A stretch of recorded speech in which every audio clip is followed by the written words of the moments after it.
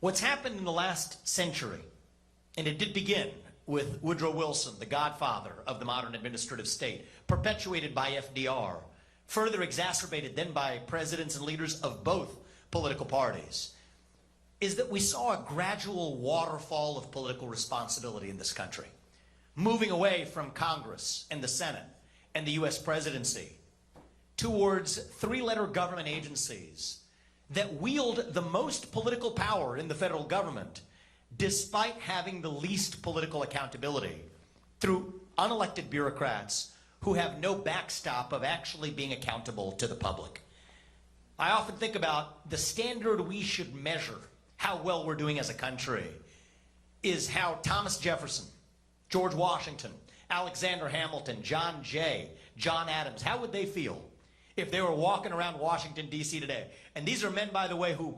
deeply disagreed with a lot of questions relating to the founding of our republic, but they agreed on one thing,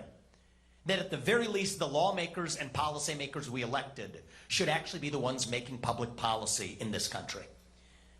So against that backdrop, today I'm here to announce how we will revive the promise of that constitutional republic with 3 branches of government rather than 4. That is the purpose of our meeting today. And we're going to get into a level of detail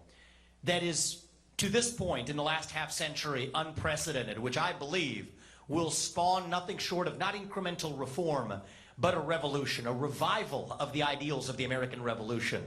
in how we actually restore that constitutional republic. First, it will be a plan that reduces the size of the federal employee headcount by over 75% if I'm the next president by the end of my first term, 50% of which is implementable by the end of year 1. Second,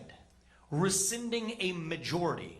that is to say over 50% of federal regulations which fail the major questions doctrine at issue in West Virginia versus EPA, likely the most important Supreme Court case of our lifetime, decided last year. And third, the president's power to use executive authority to shut down redundant federal agencies and to reorganize the federal government accordingly. That's what we're going to talk about today.